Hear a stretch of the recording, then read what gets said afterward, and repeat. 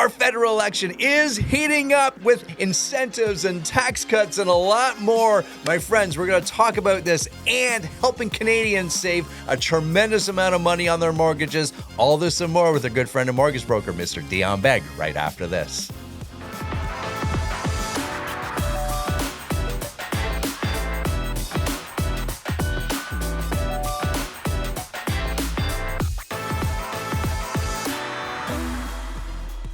Here we are, my friends, with our favorite mortgage broker in all of the land, Mr. Dion Beg. How you doing, my man? I'm great, man. I'm happy to share today some methods we're using to help people save a ton of interest on their mortgages. Saving money, like no Canadian ever wanted to hear that. That is music to most. World, yeah. That's right. That's right. We got a few things we're going to talk about. Saving money, of course, how the interest rates are always affecting your choices and in the different products that are out there. But we should probably kind of talk about the big elephant in the room just ever so slightly. We're recording this April 2nd, so this is not April Fool's. And of course, the hot topics are, our political climate here in Canada as we go through this next election and everything that the Canadian election really is being influenced as well from our not so brotherly neighbor from the south at the moment. And of course, that has effect on many things. So one of the things, Dion, that not only tariffs, but maybe more importantly, the dollar, the Canadian dollar versus the US dollar, as we all know, this is not news. This is not new news, I should say. Canadians are choosing not to vacation into the States. Yeah, Right. and I mean, that's to be expected given the sentiment alone. But on top of that, the economic factor of, lower Canadian dollar value, right? Yeah. And here's what I'm starting to see and hear from my friends and colleagues, and even in the news, of those that own, maybe cottages or Airbnbs in cottage country, if you will, the vacation type second properties. That strange ripple effect, Dion, from Canadians choosing not to vacation into the States is almost all those summer bookings for cottages and vacation homes are almost all booked up. Yeah, and it's great to see because you and I have spoken about the weaker cottage market and the fact that during COVID, many people moved to cottage country. Now, because they're called back to the office, they're now moving back into the core of the GTA, which has left that sort of cottage market a little bit soft. But if that softness can be helped with extra bookings at probably higher than standard rates as well, it's going to help those cottage owners significantly. Yeah, it's, everything has a ripple effect, and this is one of those ripple effects. And like I said, people are choosing to vacation locally, if you will, locally being Canada in this reference. And hey, this might not be your experience. Granted that I understand that. However, everything that I'm seeing and reading and hearing from my friends and colleagues, as I mentioned, is that they're booking right up through to the end of summer now, and that is that interesting ripple effect. Everything gets adjusted when we start talking about the economy and making big policy changes and things like that. And I know both. I always say both parties. I get it. There's more than two parties in Canada, but the leading two parties are, they have big ideas what they want to do if they are in power over the next 4 or 5 years. And keep your ear to the ground because there's things coming out every day that has, great incentives, but there's always pros and cons to everything. So every time you read a tax cut, which is awesome, just have that understanding. If there's a tax cut, that's less income coming into the government, which some would say is a good thing. But we all know our budget's here and our income's here. So just have that in mind when we hear about all these great things, right? Or are you in particular talking about the no capital gains tax on investment property? Well, that could be one of them, which is, Right. I think, a really, really cool feature. Because as we all know, in the States, you've been able to do that for many, many years. Is to in a sense, we're deferring that tax, but we're rolling it over, right? Yeah, exactly. So for those who aren't aware, in the United States, let's say you buy a property for $100,000 and you sell it for $150,000, you have a $50,000 capital gain. in the United States, as long as you buy a similar or better property. So let's say you buy a property for 200,000, that $50,000 gain will not be taxed because it's being utilized in the acquisition of a similar or better property. And if they were to do this, let's say, imagine they did this every year for 10 years, you roll a 50 grand gain up to $1 million gain without having to incur any taxes. So a lot of Canadians have actually turned to the United States in the last couple of years, started investing there, and that's one of the very reasons that they're doing it.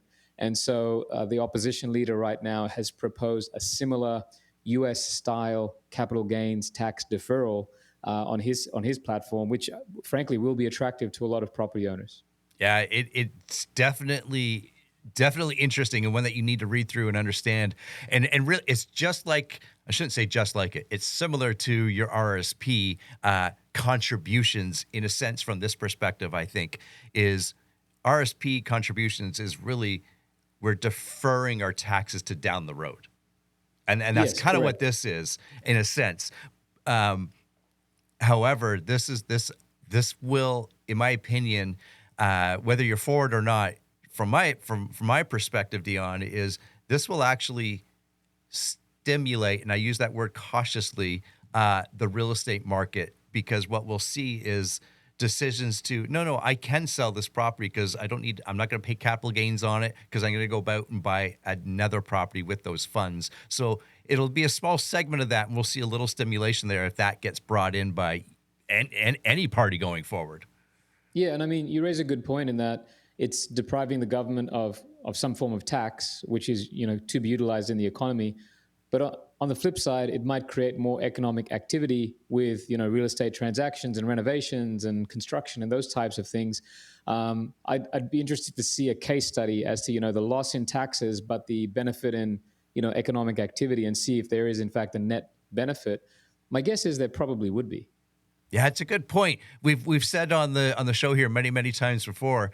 Definitely in the GTA area, in the Toronto area, and this would be similar to Vancouver because the prices are about the same. In those areas, typically when a home is sold, it stimulates approximately $60,000 into the local economy. And everybody who transacts at that time also pays taxes, income taxes, HST, GST. So yeah, maybe those taxes will be regained in that form. Yeah, that's an interesting perspective. Like we said, every decision has a ripple effect, and just Mm. understanding what those ripples are, and maybe there's opportunities on some of those ripples for our listeners as well, and just knowing how to understand it and how to read it. Okay, something that we don't often talk about, Dion, is construction and construction mortgages, and we've all done some sort of renovations or constructions in the construction projects in the past. Talk to us a little bit about construction mortgages and what you can do there. Yeah, so interesting. We just were talking about cottages. Just yesterday, we closed on a construction loan for a family who are building that cottage that they wanted. So I'll just explain to you how construction loans work. Uh, the lenders who lend money for you to build a cottage or a house or whatever it might be, they are lending you based on the projected future value of that asset. So, an asset that does not yet exist. So, the first thing I want to say is people who take on construction loans have to understand that that lender is taking on a greater risk. Therefore, the interest rates associated with construction loans are quite a bit higher than the loans that are associated with a regular mortgage on a regular house that exists in a regular neighborhood, because they're lending based on the future projected value. And also, that lender takes on the risk that if for whatever reason the borrowers don't properly execute on the construction, the construction loan lender actually has to step in and project manage that construction all the way to the finish line. So when borrowing construction loan money, first things to know, it's going to cost you more than a standard mortgage. The second thing that you should know is that the loan to value, the amount of money that they're going to lend you, will also be quite a bit lower. As you probably know, a conventional mortgage will allow you to borrow 80% of the property's value. With a construction loan, for the most part, you're going to cap out at probably 65%. So I'll give you an example. Let's say that the piece of land you purchased is 200,000. and the cost to build the property is 400,000. So we have a total $600,000 cost. But let's say the projections are such that the property, when completed, will be worth $1 million based on the surrounding sales. So we've got an end value of $1 million. We've got a required construction loan of say 600,000, and a lender will lend you 65%, which would technically be 650,000. So in this very simple example I'm giving you, the cost of this entire construction would be funded by the construction loan lender. In most cases, there's going to be some capital requirement from the actual borrower themselves. Maybe they bought the land cash themselves. So there's probably still some cash requirement. But at the end of the day, if we can get you a loan for 65%, for the most part, that helps most people. And why would people choose to build rather than just buy existing? Well, a couple of reasons. Number one, you get exactly what you want rather than buying somebody else's dream home. And secondly, there's oftentimes significant savings. If you can manage that project well, you might end up producing that asset that cost you, say, 600 grand, but it's actually worth $1 million. And we've seen some very good stories where people were able to do that. Uh, it, I think it's an untapped market in the sense that, obviously your everyday buyer is not going to be going down that road. However, you and I we don't always talk to everyday buyers. And that's why having this type of knowledge and input is incredibly important to have on your team. It's similar to when we would talk about when we would take our investors out shopping and we couldn't find the duplex or the triplex or what have you. So we go buy a single family home that can be converted. It's kind of a similar storyline to that. If we can't go find and purchase what we want, well, let's go create it, right? Correct, correct. And in fact, I've got another client right now who's buying that single family home that can get that duplex basement apartment in, and it has a 3-car garage. And so they're looking at converting that into an accessory dwelling unit as well. So turning one into three. And again, we'd be looking at a construction loan for something like that as well. I love it. I love it. We haven't said this in a while, so I'll say it now. The 3 questions you should ask yourself every time you're buying a home is, how are you going to buy it? Meaning, talk to Dion. Where are the funds coming from? And in this case, how can you add value to it? And that's exactly what we're talking about here, right? Income streams, or converting the home, or whatever that looks like. And then the third one, most importantly, which we should never forget because we always do, is how are we going to sell it? Is this in an area that people will want down the road? Or life changes, as we all know. Is it something that you can exit somewhat easily compared to something way out in the boonies or that type of thing, right? Yeah, look, and in my opinion, now more than ever, that second or third unit that produces that mortgage helper income through rental is going to be ever more important in the years ahead. Excellent. Excellent. Okay. Mm. We love helping people save money. And that just Canadians' ears perk up when we talk about saving money. I'm going to share the screen here, but before I do that, why don't you set it up and then you lead me, and I'll flip up the slides that you want to talk to. Sure. So, as everybody is probably very aware, in the years 22 and 23 and 24, interest rates were sky high. And many people had to renew during that 3-year window where interest rates were in excess of 6 and sometimes 7% interest rates. And not knowing what the future held, a lot of people chose a middle of the road mortgage term. The 3-year mortgage was very popular over the last couple of years. Now, what we have, though, is we have a lot of people who locked in to a fixed interest rate for 3 years. They might have maybe 1 or 2 years ahead of them, and they feel like they're just going to have to, hold on to that rate for the remainder of their term. But we've been running some numbers, and we've been helping a lot of clients look at possibly breaking that high interest rate, paying the penalty, and still saving by going into a much lower interest rate. So I sent over some graphics for you, Gary. Let's pull those up now. So here's a situation where we've got a client, and we'll look at that left box first, which is the current mortgage is 550, interest rates 679, and that monthly payments over 3,600.